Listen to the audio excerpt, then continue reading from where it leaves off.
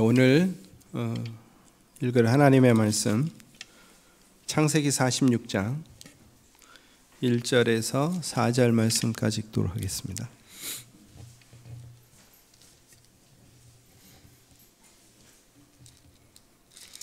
교독하시겠습니다. 이스라엘이 모든 소유를 이끌고 떠나 부엘세바에 이르러 그의 아버지 이색의 하나님께 희상 제사를 드리니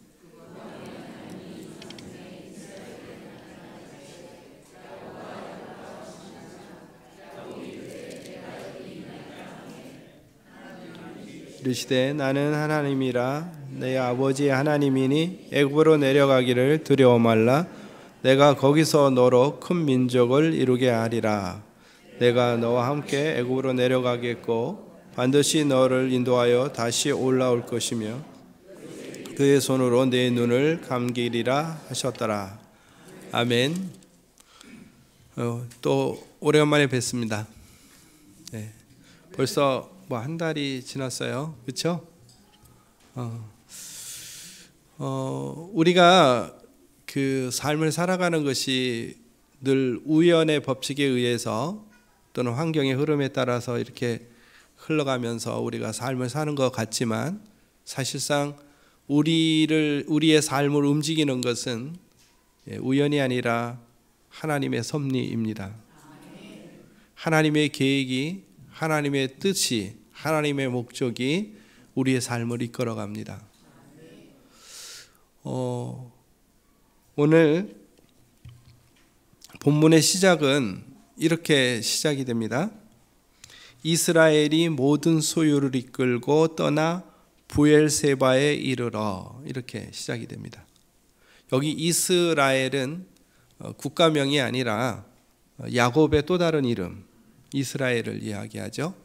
근데 이스라엘이 모든 소유를 이끌고 이렇게 되어 있는데 이스라엘과 그의 모든 소유들, 그러니까 아들들부터 시작해서 그의 모든 가족과 모든 가축 이런 모든 것을 다 끌고 이제 부엘세바에 이르게 됐다는 거예요.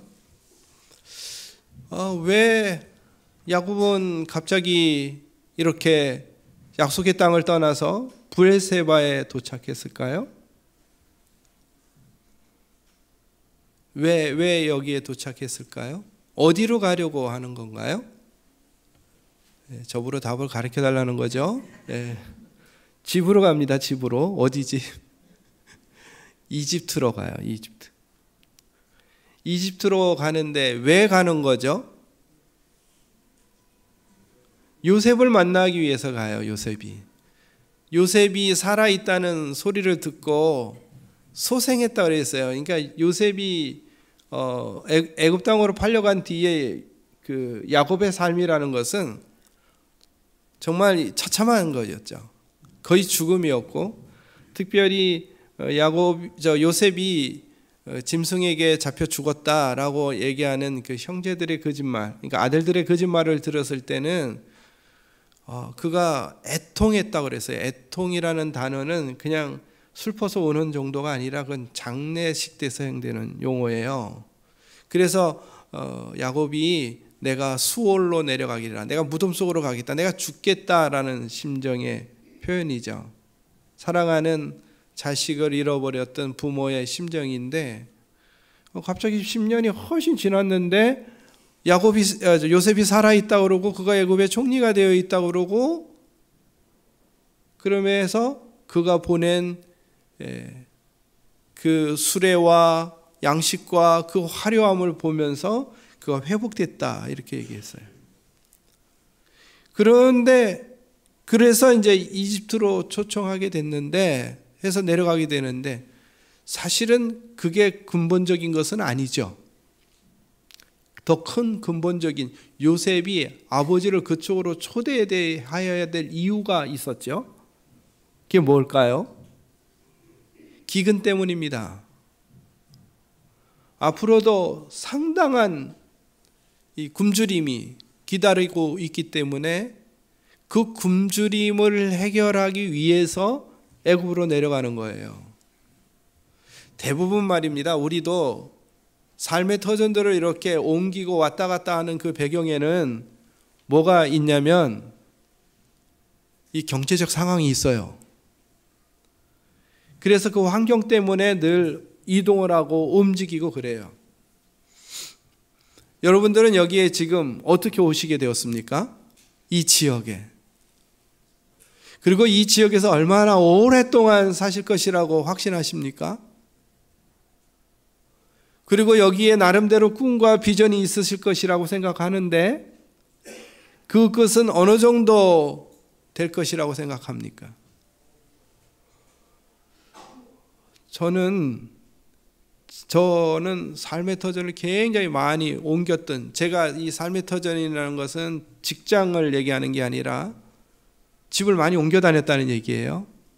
가장 오래 살았던 것이 한 10년도 채 안 되는 것 같아요. 제가 지금 사는 곳에도 큰 꿈을 가지고 내려갔고, 꿈이라기보다도 하여튼 상황의 논리에 빠져서 내려갔는데, 이제 여기서 오래 살아야 되겠다 했는데 어렵게 됐어요. 기근이라는 것은 우리의 삶의 경제적 위기를 얘기하죠. 그래서 어쩌면 지금 이스라엘은 어쩔 수 없이 내려가는 거예요. 특별히 42장에 보면 야곱이 하는 말이 있어요. 형제들에게 하는 말 중에 하나가 뭐냐면 애굽에 가서 양식을 사와라. 그리하면 우리가 죽지 않으리라. 이런 표현을 써요. 야곱에게 있어서 가장 중요한 문제가 뭐냐면 사는 거예요. 사는 거, 살기 위해서 양식이 필요하다. 그래서 이스라엘가 사와라. 라는 것이 이 야곱의 마음속에 가지고 있던 가장으로서의 마음의 부담감이었어요. 근데 모든 것이 해결되는 것이 아니라 시간은 흐르면 흐를수록 상황은 더 악화되고 그 상황 가운데 살 수 있는 길이 보여서 지금 내려가고 있는 거예요. 자, 그런 상황 속에서 지금 부엘세바에 도착을 했다는 거예요. 부엘세바는 어떤 곳인가요? 부엘세바. 여러분 혹시 성경을 읽다가 단과 부엘세바라는 단어를 들어본 적 계세요? 읽어본 적이 있으세요? 단과 부엘세바. 단은 최북단에 있는 지명의 이름이고 부엘세바는 최남단에 있는 지명이에요. 그래서 단과 부엘세바 하면 전체를 지칭하는 말이에요. 전체, 이스라엘 전체. 그래서 사무엘이 단과 부엘세바의 선지자가 되었다라는 이야기는 이스라엘의 선지자가 되었다라는 말이죠. 근데 이 부엘세바는 최남단인데 이 부엘세바를 지나가면 뭐가 있냐면 광야가 있습니다. 그 밑으로는 사람이 살 수 있는 조건이 아니에요. 거기에는 물과 이런 것들을 얻기가 너무 힘든 곳이죠, 광야. 그래서 일단 멈춘 곳입니다. 부엘세바에 도착해서 그가 뭐를 했다고 기록을 하냐면 그의 아버지 이삭이 하나님께 희생 제사를 드렸다. 이 희생 제사라는 것은 동물을 잡아서 드리는 제사를 희생 제사라고 그래요. 오늘 우리 식으로 이야기하면 예배를 드렸다. 근데 예배가 그냥 예배가 아니라 이건 좀 간절하면서 오는 예배이죠. 왜 여기서 예배를 드렸을까요? 예배들이 할 수 있는 곳이 많은데 왜 부엘세바에서 예배를 드렸을까요? 정확하게 얘기하면 부에르세바, 맹세의 우물이라는 뜻인데 여기서 왜 예배를 드렸을까요? 사람들은 이렇게 얘기해요. 지리적인 문제 때문이다. 광야로 가면 예배를 드릴 수 없기 때문에. 그러나 여기에서는 마지막 이 예배, 그러니까 지금 어떻게 보면 야곱에게 있어서 이 예배가 마지막일 수도 있어요. 왜냐하면 지리적인 문제 때문에. 또 이집트에서 이러한 예배를 드릴 수 있을까? 성경에는 그런 기록은 나오지 않아요. 그렇죠? 이 다실론적 사회세계 속에서 이건 굉장히 쉽지 않은 일들일 거예요. 어쨌든 부엘세바라는 그 마지막 지리적 환경 속에서 그는 예배해요. 여러분, 우리가 최악의 상황에서 드려지는 예배 굉장히 소중합니다. 우리가 어떤 상황에 놓여 있을지, 앞으로 어떤 일인지 모르는 그런 상황에서 하나님을 예배하는 거 굉장히 중요합니다. 우리는 상황에 이렇게 함몰되게 되면 예배를 잊을 수 있어요. 예배는 두 번째가 될 수 있습니다. 그런데 우리에게 굉장히 중요한 건 예배예요. 왜 예배가 중요한지 아십니까? 예배는 하나님께서 사람에게 부여한 본질이기 때문에, 창조된 사람은 하나님을 예배하도록 만들어졌어요. 예배한다는 것은, 우리가 하나님을 예배한다는 것은 우리가 창조된 본연의 자리로 돌아간다는 거예요. 그래서 하나님을 의지하는 것이고, 하나님께서 나의 유일한 그 길의 근원이 되시고, 힘의 근원이 되시고, 내 삶의 근원이 되신다는 고백이에요. 나를 부르신 그 하나님에 대한 충성이요, 나를 부르신 그 하나님에 대한 의지요, 나를 부르신 그 하나님에 대한 감사와 찬양이에요. 그 예배를 드려요. 그런데 사실 그 지리적인 문제만 있었던 것은 아니에요. 야곱에게는 굉장히 놀라운 영적 유산이 있어요. 그것이 뭐냐면 이 부엘세바에서 그의 아버지 이삭에게 하나님께서 나타나셨던 자리예요. 여러분, 이삭에게 하나님께서 나타나셨는데 어떨 때 이삭에게 하나님께서 나타나셨냐면 기근이 들었어요. 아버지도. 아브라함도 기근이 들었었고 아들도 기근이 들었었고 지금 그의 아들도 기근을 당하고 있는 거예요. 여러분, 우리가 이런 생각을 늘 하죠. 우리 자녀들에 대한 생각할 때 우리 자녀는 나와 같은 길을 걷지 않았으면 좋겠다. 어떻게 생각하세요? 그렇죠? 그렇게 해서 우리는 할 수 있는 한 자녀들의 모든 것들을 어떻게 잘 구성을 해서 그들은 우리와 같은 고생의 길을 걷지 않고 편안한 길을 걷기를 원하지 않습니까? 그게 우리 부모의 마음이에요. 저도 그래요, 사실상. 근데 우리가 한 가지 가져야 될 상황이 있어요. 그것이 뭐냐면 그럼에도 불구하고 우리 자녀들은 우리와 상관없이 고통당한다는 거예요. 우리가 생각하는 것과는 전혀 다른 예상치 못한 것들에서 아니면 어떠한 일들이 일어나든 간에 그들은 여전히 고통의 길을 걸어갈 것이라는 거예요. 우리가 고통의 길을 걷고 있듯이. 그때 가장 중요한 영적 유산은 부모가 어떻게 그 고통 속에서 하나님을 의지하고 갖는가를 보여주는 것입니다. 말로 하는 것이 아니라 몸으로 보여줘야 되는 거예요. 사실 저는 기도 잘 안 하는 사람이었고 지금도 잘 안 하는 사람일 수도 있습니다. 근데 저희 어머니가 저에게 늘 중요한 가장 소중한 유산을 알려줬는데 그게 딱 두 개예요. 하나는 기도, 하나는 말씀. 저희 어머니는요, 저번에도 잠깐 혹시 드린 것 같긴 한데, 기도를 쉬는 법이 없으세요. 비가 오나 누나 바람이 오나 새벽 기도를 빠지질 않으세요. 제가 학교 가는 거는요, 학교 빠지는 거는 그 40분, 고향에서 40분을 학교 가야 되는데 저를 얻고 가셨어요. 내가 꾀병을 부리면. 학교 가서 공부 잘해라는 소리는 해본 적이 없어요. 근데 내가 유독 어머니한테 맞은 적이 있어요. 그게 뭐냐면 교회 안 가면 맞아요. 어머니는 저한테 공부를 요구해 본 적이 없어요. 근데 어머니는 기도하는 법을 우리에게 가르쳐 줬어요.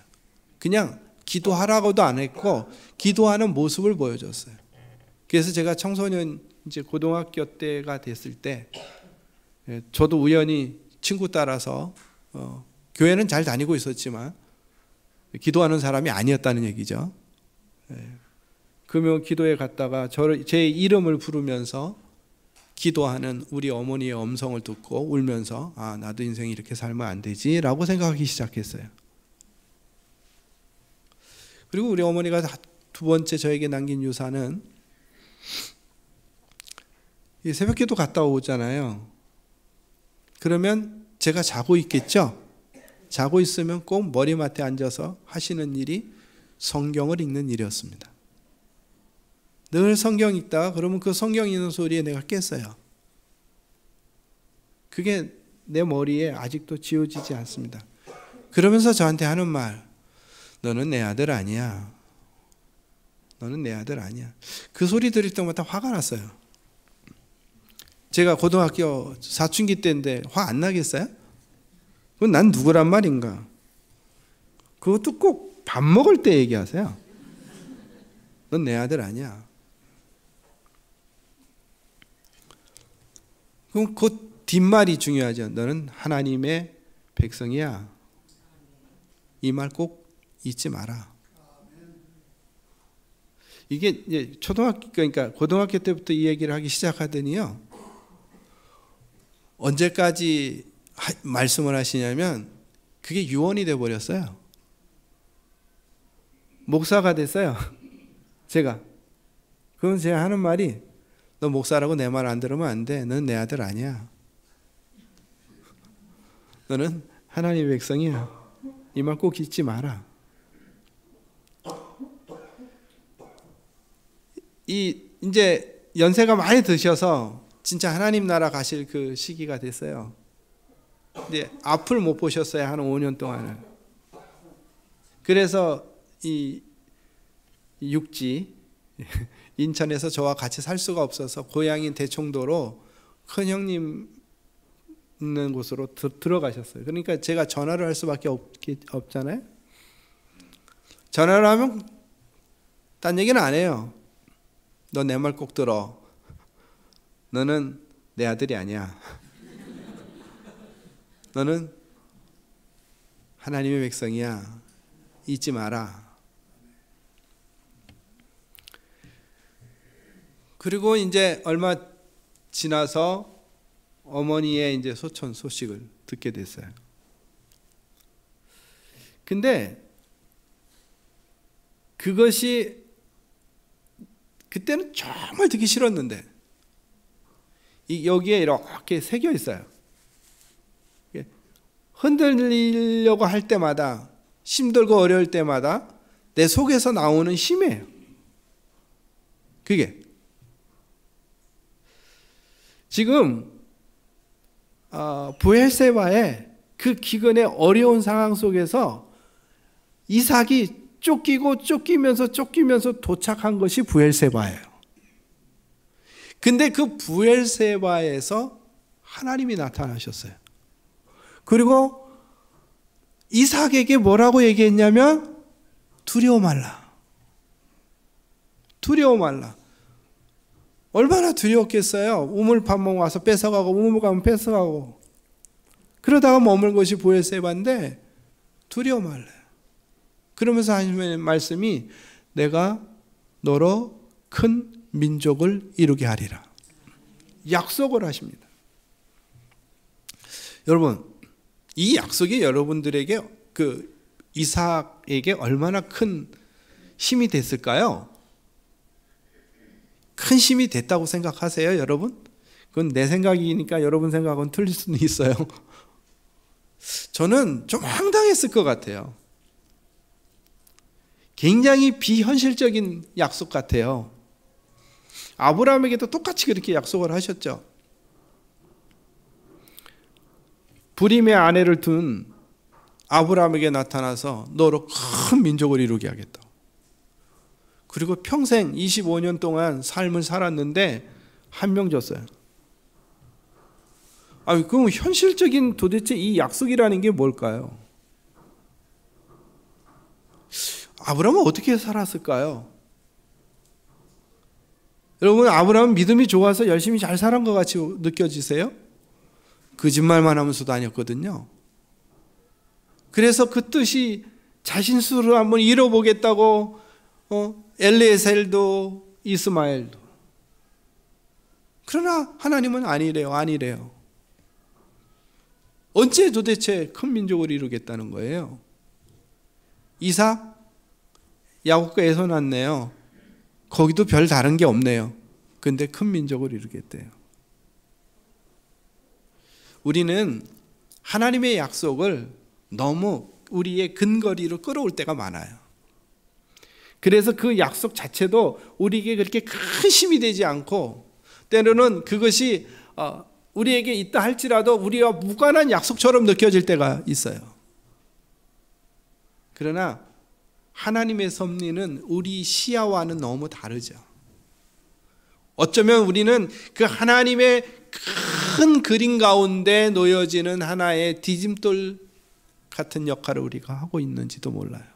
그런데 그 디딤돌이 얼마나 큰지 아세요, 여러분? 그 디딤돌 하나가 없으면 빠지거나 다른 사람이 빠지거나 역사가 이어지지 않는다는 것을 여러분 우리는 기억해야 합니다. 아브라함에게 나타났던 그 하나님이 이삭에게 나타나서 두려워 말라라고 이야기를 해요. 근데 이 모습을 지금 야곱에게 다시 나타나는 거예요. 2절에 보면 그 밤에 이렇게 시작해요. 그 밤에 하나님이 이상 중에 이스라엘에게 나타나. 아버지에게 나타났던 그 하나님이 지금 그의 아들 이삭에게 나타나요. 나는 여러분의 하나님이 여러분 자녀의 하나님이 되기를 원해요. 여러분에게 나타나셔서 말씀하시고 여러분을 이끌어 주신 그 하나님이 여러분의 자녀의 하나님이시기를 원해요. 나타나셔서 이렇게 이야기합니다. 이상 중에 나타나셨다고 그랬는데 일부에 제가 이거를 하존이라고 했어요. 하존, 그러니까 보다라는 뜻인데요. 제가 다시 한번 확인해 보니까 하존은 아니고 틀렸고 죄송합니다.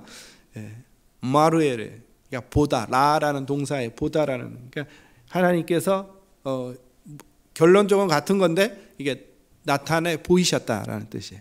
나타내 보이셔서 지금 야곱에게 말을 걸고 있는 거죠. 그러니까 이거는 어떻게 보면 하나님과 야곱의 대화죠. 뭐라고 붙고 있냐면 야곱아 야곱아 이렇게 했어요. 야곱아 야곱아 하니까 조금 이게 실감이 없어요. 우리가 규성아 규성아 이렇게 부르기도 하지만 히브리어 보니까 이렇게 돼 있어요.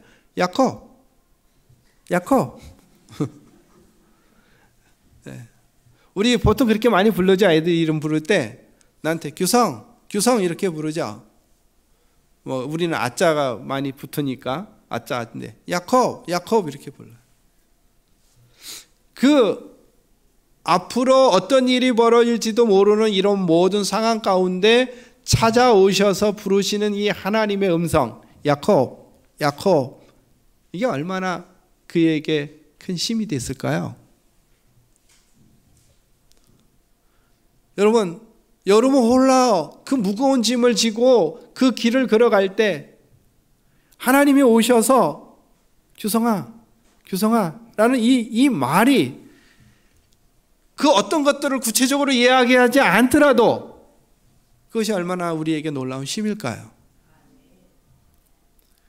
오늘 이 말씀을 통해서 하나님은 늘 그의 사랑하는 자들을 부르신다는 거예요.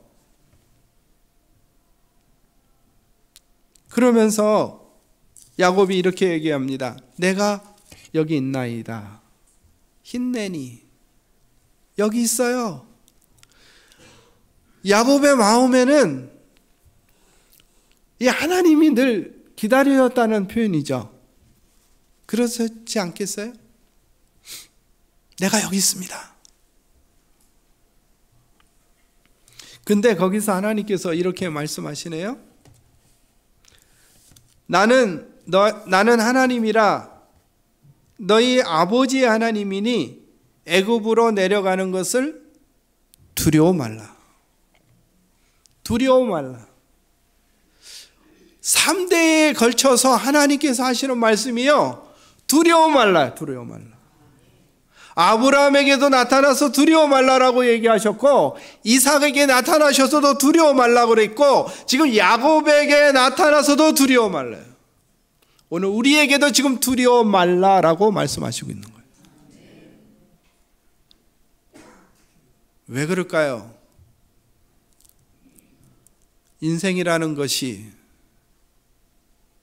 그야말로 거친 세파와 싸워서 뚫고 나가는 삶 아니겠습니까?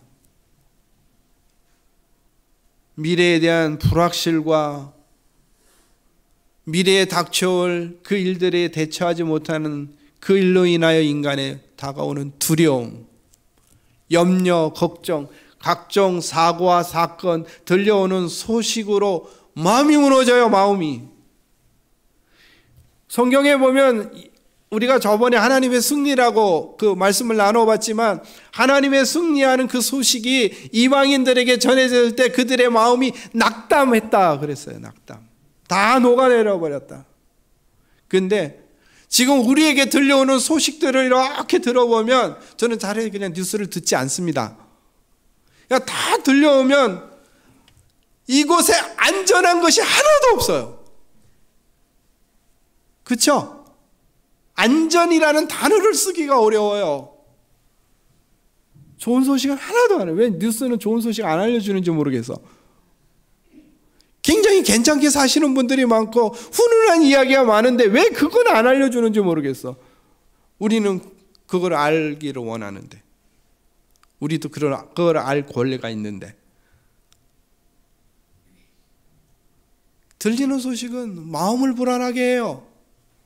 우리를 힘들게 해요. 어렵게 해요. 그런데 주님은 찾아오셔서 두려워 말라 말씀하십니다. 오늘도 여러분의 마음속에 이 음성이 깊게 들려지기를 원합니다. 두려워 말라. 그러면서 이렇게 말씀을 하세요. 내가 거기서 너로 큰 민족을 이루게 하리라. 내가 거기서 너로 큰 민족을 이루게 하리라. 큰 민족을 이루게 하리라. 아브라함에게 했던 거, 이삭에게 했던 거, 지금 야곱에게 말씀하시고 있어요. 우리 할아버지, 할머니, 또 우리 어머니, 나, 이 하나님의 약속이 계속 지금 이어지고 있다는 거예요. 여러분의 영적 유산이, 이 하나님의 언약의 말씀이 여러분의 가족 대대로 이어지기를 주의 이름으로 축원합니다. 근데 여기에 우리가 주목해야 될 단어가 있어요. 거기가 뭐냐면, 하나님께서 큰 민족을 이루는데 어디서? 거기서. 거기가 어디죠? 이집트에서, 애굽에서. 하나님께서 아브라함에게 가나안 땅에서 그 땅을 보여주면서 이 땅이 너의 후손에게 줄 것이다. 그러면서 하늘의 별들을 보여주면서 너의 후손이 이와 같이 많아질 것이다 라고 했는데, 지금 하나님은 어디서 지금 큰 민족을 이루겠다고요? 이집트에서요. 지금 야곱은 한 번 더 내가 이 민족을 크게 이루겠다, 그래서 내가 이집트로 내려가겠다라는 굳은 결심을 한 적이 없어요. 그의 마음속에 1도 없어요. 1도 없어. 기억도 못해요. 그냥 살기 위해서 초청으로 만나기 위해서 내려가는 거예요. 언제 올라올지도 모르고 어떤 상황이 펼치지도 모르지만 하나님은 거기서 내가 큰 민족을 이루겠다. 야곱이 내려가는 길은 우연의 길이 아닙니다. 자연의 섭리의 법칙에 따라서 내려가는 것 같지만 그 배후에 하나님의 뜻이 담겨 있어요. 우리 삶의 모든 배후에 우리는 알 수 없지만 우리의 삶을 통해서 하나님께서 그의 뜻을 이루어 가신다는 것입니다.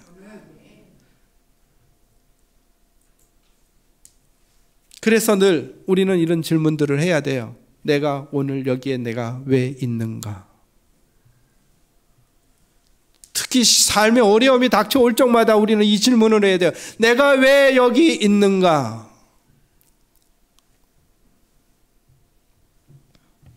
다윗이 사울을 피하여 도망 다닐 때 아버지를 모압에 맡기죠. 맡길 때 이런 얘기를 합니다. 내가 하나님의 뜻을 알기까지, 내가 하나님의 뜻을 알기까지 부탁한다고. 다윗의 가장 큰 관심은 하나님의 뜻이 무엇이냐 이거예요. 지금 이집트로 내려가는 이 야곱의 당긴 하나님의 뜻은 거기서 큰 민족을 이루는 것처럼 오늘 우리가 여기에 있으며 이곳에 머물며 여기에 있을 때는 여기를 통해서 이루시려는 하나님의 뜻이 있다는 거예요. 하나님의 뜻이 있겠지. 그 뜻을 추구하는 거죠. 이게 굉장히 중요한 질문이죠. 여러분, 바울과 실라가 복음을 전하다가 감옥에 갇혔어요.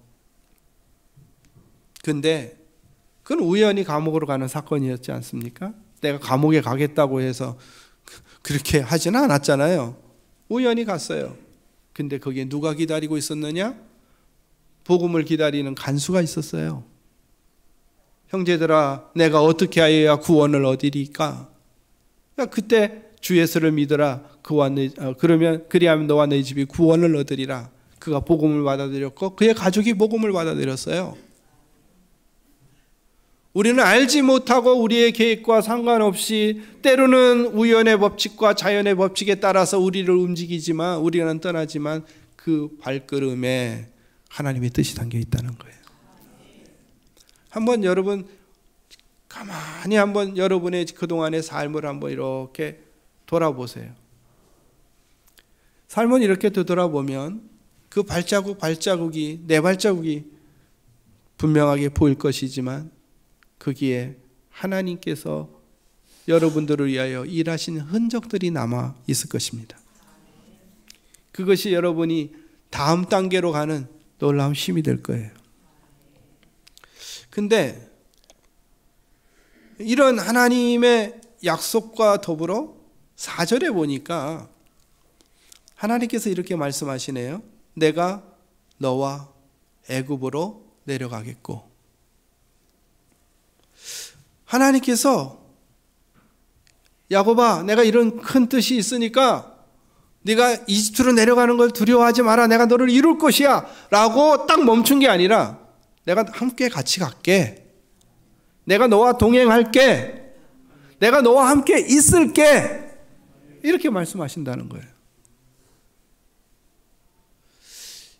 기독교의 이 성경의 가장 큰 특징이 뭔지 아세요, 여러분?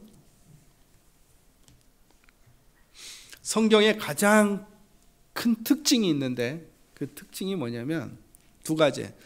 약속이 있으면 반드시 그것에 대한 성취가 있어요. 그리고 하나는 하나님께서 보내시면 반드시 임마누엘이 있어요.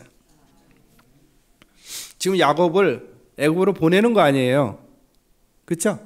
애굽으로 보내면서 하시는 말씀이 내가 너와 함께 있을 것이라고 약속해요. 여호수아에게 얘기해요. 내가 지시하는 땅으로 가라 그러면서 내가 너와 함께 있을 것이라고 말씀했어요. 예수님께서 말씀하세요. 모든 족속으로 가서 제자를 삼으라 라고 하면서 내가 항상 세상 끝날까지 너희와 항상 있을 것이라. 이게 성경의 가장 엄청난 큰 구조예요. 놀라운 힘이죠. 우리 힘으로 그래 열심히 해봐 내가 힘을 줄게 이게 아니에요. 함께 있겠다는 거예요. 저는 이게 엄청난 우리에게 살아가는 힘의 원동력이라고 생각합니다. 여러분 지금까지 어떻게 살아오셨고 어떻게 살아가실 것입니까? 하나님이 오늘 말씀하십니다. 두려워 말래요. 두려워 말래요. 그리고 하나님의 뜻이 너를 통하여 이룰 거래요. 하나님의 뜻입니다. 내가 원하는 뜻이 아니라. 물론 그곳에 하나님께서 필요를 다 채우시겠지요. 그러면서 말씀하십니다. 내가 너와 함께 내려가겠다고. 오늘도 주님이 여러분과 같이 오셨죠? 같이 가실 거고요. 그런 축복이 여러분의 있기를 간절히 축원합니다.